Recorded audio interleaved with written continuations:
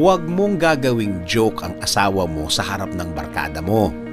Tamaan ang dapat tamaan. At kapag tinamaan, sana matandaan ng maraming panahon. Ang paggawa ng joke sa asawa at sabay-sabay tatawa ang mga kaibigan o mga kakwentuhan mo ay hindi magandang practice. Mabuti sana kung ang mga kakwentuhan mo ay mga tunay na kaibigan. What if kakakilala mo pa lang? Ano na lang ang magiging tingin nila sa asawa mo kapag nakita nila?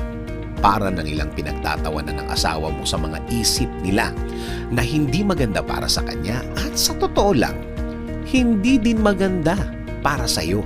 Yes, totoo. Ano sa palagay mo ang tingin nila sa'yo bilang tao, bilang asawa? Hindi ka marunong rumispeto ng asawa. Iisipin nila na ano na lang kaya ang klase ng pagsasama nyo? Ngayong talikuran mo siyang nilalaglag. Kung matagal na kayong magkakaibigan, kung close na kayo, pwede siguro. Pero kung pwedeng iwasan, iwasan na lang at ibang kwento na lang ang gawin mo. Unang-una, wala ang asawa mo sa tumpukan na yan. Wala siyang pagkakataon na ipagtanggol ang sarili niya. Wala siyang pagkakataon na i-correct ang maling nasabi o maiisip ng mga kausap mo. At isa pa, ano na lang klaseng kaibigan ka na kapag pala nakatalikod, ganyan pala ang ugali mo, ganyan pala ang pagkatao mo. Yun ngang asawa mo, pinagtatawanan mo kapag nakatalikod. Sila pa kaya? Nakaibigan mo lang. Huwag nang gawin ang mga klaseng kwentuhan na ito. Irespeto mo ang asawa mo kahit nakatalikod siya. At kapag ikaw naman ay part ng kwentuhang ganito at may nagkwento ng hindi maganda sa kanyang asawa, ikaw na mismo ang mag-correct sa nagkukwento. At kapag bagong kakilala pa lang, huwag ka na lang tumawa o kaya walk away na lang. Isipin mo, kung sa'yo kaya gawin yan, hindi ka kaya magagalit.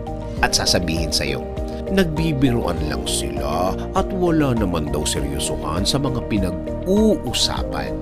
Hindi ba't masakit? Hindi ba't nakaka-insulto? Ang mas masakit pa, baka kumalat pa ang mga kwentong mali dahil sa mga ganyang mga kwentuhan. At baka pagdating ng panahon, mahirapan ka pang i-correct kasi kalat na. Wala ka ng kaibigan, wala nang gustong makipagkaibigan sa'yo, sirang-sira pa ang asawa mo, sirang-sira pa ang pangalan nyo. Oo naman, damay ka dito. Tandaan mo, ikaw mismo ang nagkalat nito. Sabi nga sa Luke 6:31, do to others as you would have them do to you.